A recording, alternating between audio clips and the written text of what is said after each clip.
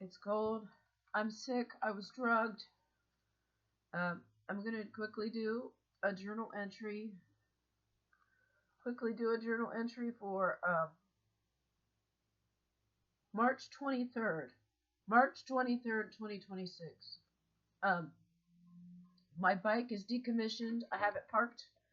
I had it parked at the YMCA. It should be picked up by now. So it won't be there anymore. Um, the tires were flattened somehow. The tires were in bad shape, and it stopped rolling in front of the Y. God did that so I would have a safe place to put it. I actually walked past it today, and it was still there, and it looked like nothing had been taken off the bike. So this was a good place to leave it. Um, so I was on foot today when I left. I was hoping to get my bike fixed today, but that didn't happen. Um, as I was walking, I maybe noticed like some of these prophecies were like doors that seemed shut were open again. As I'm walking, I see a post office, like USPS truck. The last two numbers on the truck were 77. That to me is a sign. Um, I thought I saw someone I knew. I did walk past someone that I recognized from the soup kitchen. There was someone in a car, like a woman in a car driving by, and then some of the people in the car, they just like stare at me. They stare at me in a weird way. It's not normal. Um, I actually left like a half hour before, and I made it before. I made it like a minute early, so it was really good timing. I was even early, even though I was sick. I had a fever today. Um, I saw the young thief, who I thought was maybe an angel.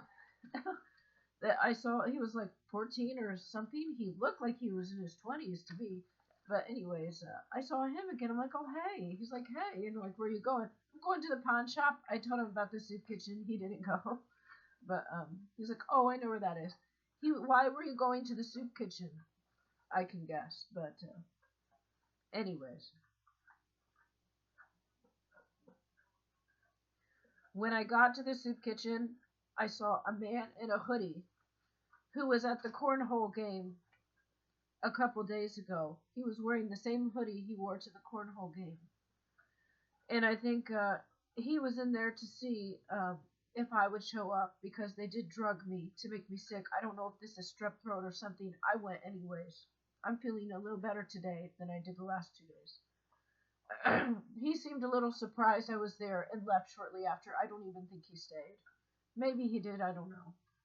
But he was like walking around, and then he like walked out of the way or sat down or something once I was there. Um, I well, actually, before I ate, there was the grumpy man who I think called me nasty because I blew my nose. And this time, the veteran that I talked to and him like got into a little fight, into a little skirmish. I think this might have been staged. Maybe I'm wrong. It might have been legitimate. It looked like it might have been staged to see how I would react. I don't know.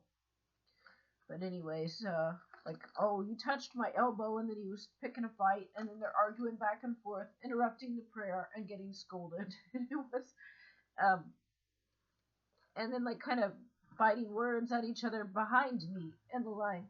So I thought this was on purpose, but maybe it did really happen. Anyways, it was very childish. That one man, he gets very grumpy, and maybe he's just mad at people that believe in God. Maybe he had a bad experience with white people. I don't know. I don't know. But I did see some improvement in him last time. I just thought it might be staged. They do this type of thing where they fight around me to see how I'll behave. And then when I got the food, then the veteran was like, "Can I sit next to you?" And I said, "I know if you're busy." I said, "Yeah, I do have to leave soon, but yeah, you can sit next to me." And then he was right talking, and I told him not to, don't worry about it. I said, hurt people. Just it's not worth it. And then then he calmed down. But I kind of think that it was staged. There was a person next to me and a person like a few people down, someone else. I think they were listening. They were listening to what I was going to say. and maybe they staged this to see how to respond appropriately. And I said, it's not worth it. Just ignore it. Just ignore it. You hit somebody's elbow on accident, you bump their elbow, and they get mad. It's not worth it. He said going to prison and getting a fine. It's not worth it. Leave it alone. But I don't know. It might have been completely staged. I can't tell. They gave me a tiny little yogurt. I really wanted a yogurt because I'm sick. They gave me like a little tiny thing that was half the size of all the other ones. They do their stuff to me on purpose. And then we were like bartering. Like he was trying to give me stuff again. He keeps trying to give me things. And I say, I'm not going to take it. It's cursed. I said, you swear to God. That's not cursed. He's like, I don't do that. And then finally I was like, okay, fine. I will trade.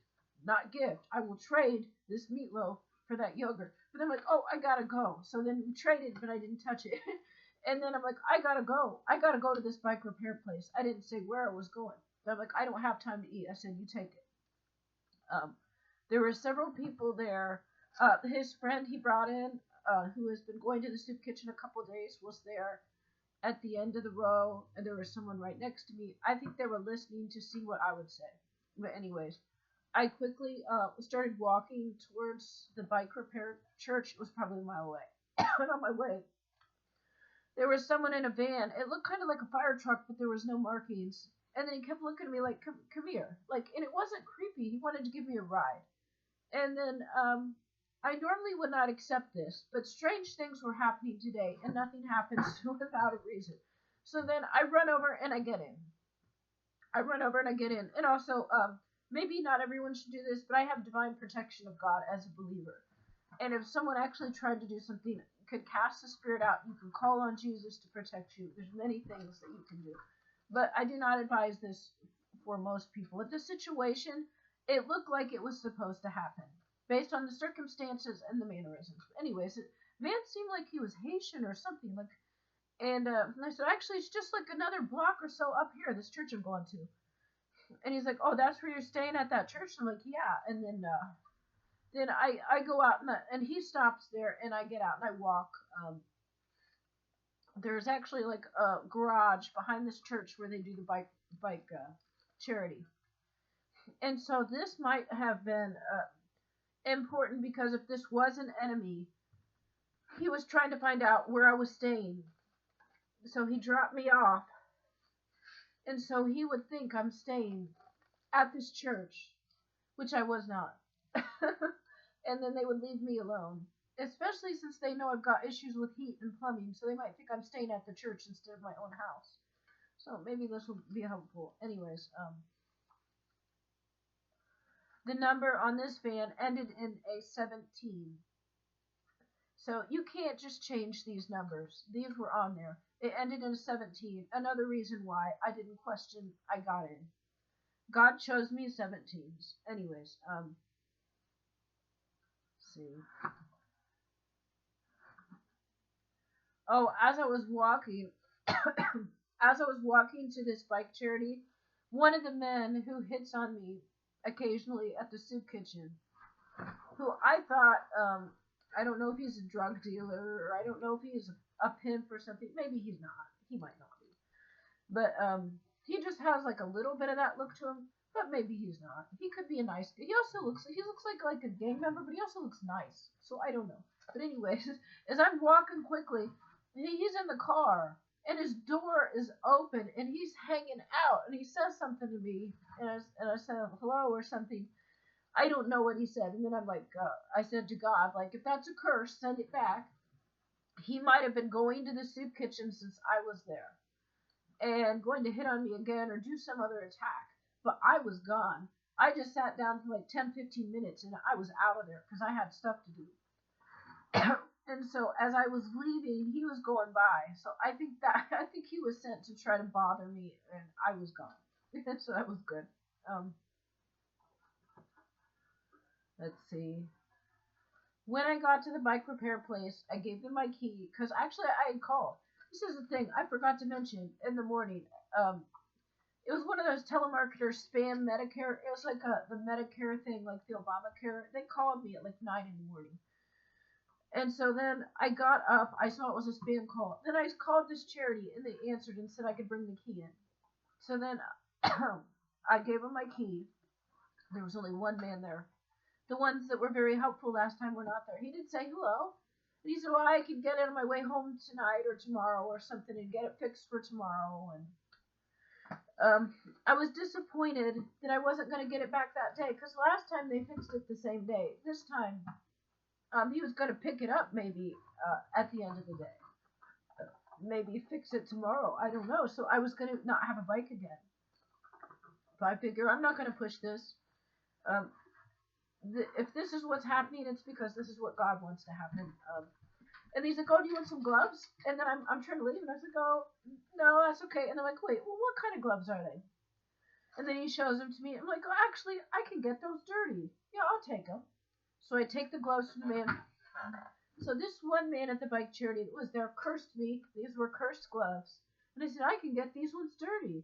Because when I got home, my dog jumped up and got mud all over my white gloves that were warmer. And these ones weren't as warm. So they like stained and I had to clean them off a long time. So it was cursed. So they cursed me and my bike was not fixed. But hopefully it'll be fixed tomorrow. I am going to need my bike for the rest of the week, so it'll have to be fixed. I was invited to something at another church on Wednesday, so my bike does have to be fixed because that's too far away to be walking to. I'm going to also say that it's midnight. It is 30 degrees. It is 30 degrees outside. I have no heat in my house, so it's probably almost 30 degrees in my house. I have no heat. My plumbing is messed up. There's mice in my walls. It rains into my house. There's mold, mice. It smells like a hamster cage in a lot of the house. I'm sure this is not good for my health. And I'm like, Lord, how much more of this do I have to go through? It's like a refrigerator in here, in my house. And I'm sick, and I had to walk. And when I got to the soup kitchen, there was no coffee again. But the veteran told me today and yesterday, people were coming in with big carafe things, and they were emptying out the coffee machines right before I got there. So I didn't get any. They did that today too. So I didn't get any coffee. But actually, I didn't have time for coffee. So then after I went to the bike repair place, then I decided to walk right past where my bike was parked, and it was still there, and it was fine. So it's probably been picked up now. And then I continued to walk a little further, and there was a church. There was a church I've been to a few times, and I decided to like kind of pop in real quick because I saw as I approached the parking lot, there were some cars parked there. So I opened the door to sneak in, and then there's an office right by the front, and they saw me come in, and the pastor comes out, and I looked. I was going to see if the coffee machine was there and make a coffee real quick because I didn't get any coffee yesterday or today. Because the witches came in. Oh, there's also the black witches were spying on me. There's women that normally are not there. They don't go to this soup kitchen. But the last few days have been going there and watching. They're just standing there. They're looking. I don't know if they are eating. But most of the time, they're just looking. They're at the door looking, or they're by the line looking. And they're looking to see what I am doing and if I'm still there. But, anyways, then I went in the church, and then the pastor runs out real quick, and I'm like, oh man, I was going to see it, and I said, I shouldn't be coming here for free coffee. And he's like, actually, I was thinking about putting it up, and then he got it out, and he said, and then he's like, how are you doing? I said, well, good, except, I have to say good, but, every single area of my life has been attacked. Every single area of my life has been attacked. And then he said, go ahead and get what coffee, and he's being real nice. And, he's all, and what happened, and I just told him, like, and I can't even remember all of it, just off the top of my head. It's like, well, what happened this weekend? And they go, oh, someone popped my bike, or flattened my bike tires. I don't know how. So, and they put stuff in my drink, and that's all I said for the weekend. But there was really a lot more. I'm sure they cursed me and tried to hit me with vehicles and were rude to me and did all other things too. I didn't sit there and think about it. Just these two things that were on my mind. I just said real quick. And then I mentioned a few other things, and it's like, and this isn't even half of what they've done to me. And it's like, and it's just everything has been attacked. And he said, well, there's something in the Bible that, or some scripture. Do you know scripture? And I said, what? Like what? What? Like what? That could help. And then he mentioned calling on Jesus to save, and I looked at him. And then I kind of looked away a little bit. Um, and he probably felt sad because he thought he wasn't able to help me because I wasn't satisfied with the answer because that wasn't what I needed to hear. I was really happy that he was trying to help. Um, and I appreciate that. And it's not being rude, but it's like sometimes we have to suffer and we have to go through things, and we're supposed to. And I didn't need to get into a long debate right then, but maybe he will pray for me. I just mentioned, like, a lot of the problems of my house, but at least I can get this coffee. And I said, thank you. I think I said thank you. I said, at least I have this coffee here. But I think he was, and I told him, people, they mess with me every day and then send the covens after me. And then he left. He's like, well, you're welcome to have coffee anytime. And then he left. And I think maybe he left because he felt like he was useless or not able to help. That's not true. And I actually almost teared up a little bit.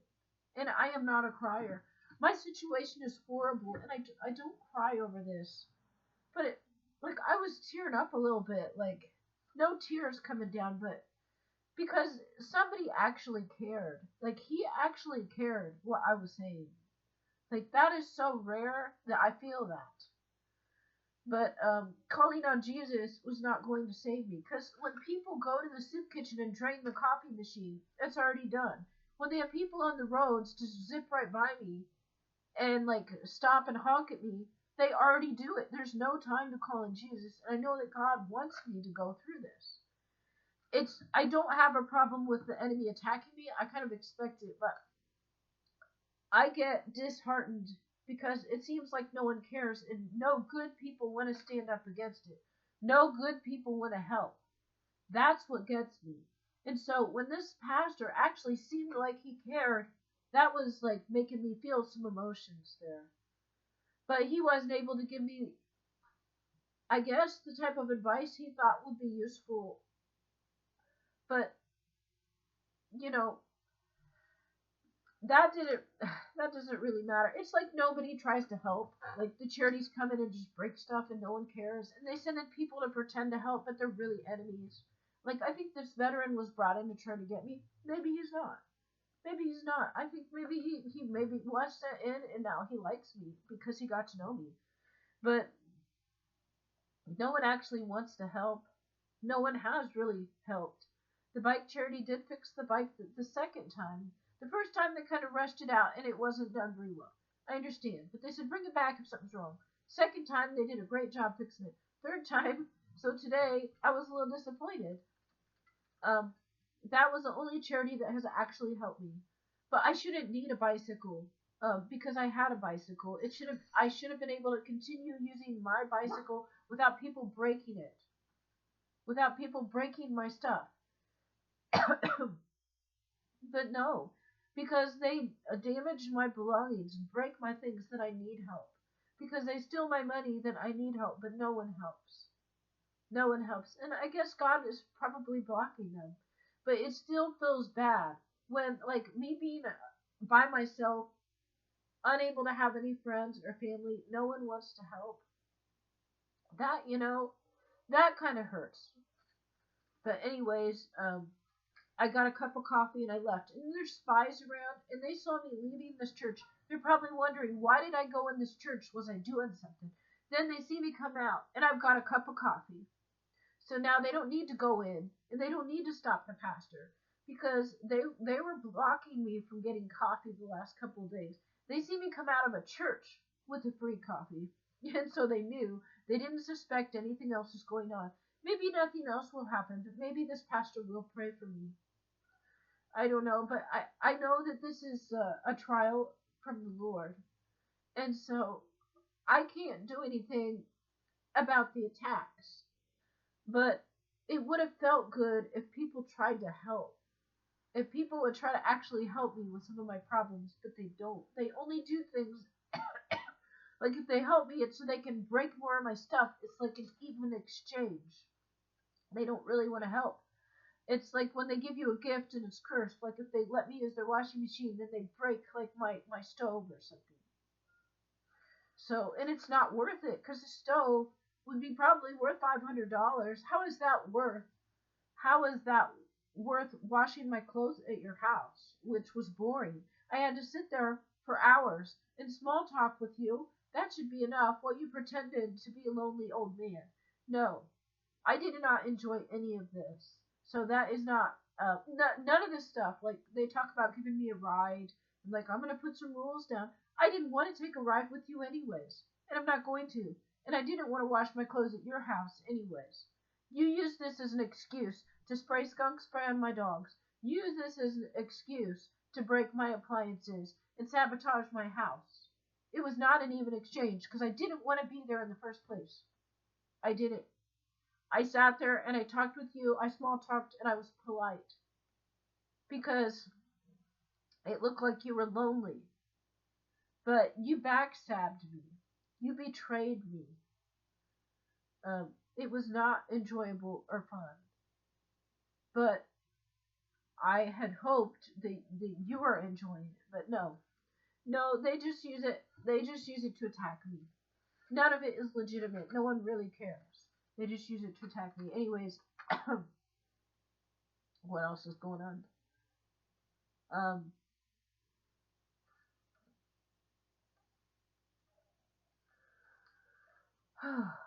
So anyways, this veteran, he eats pork, and I was telling him, like, when he eats pork, he'll do this, and I told him that, and he didn't believe me. He kept arguing. I said, I'm not here to argue. You know, I told him, but he kept arguing.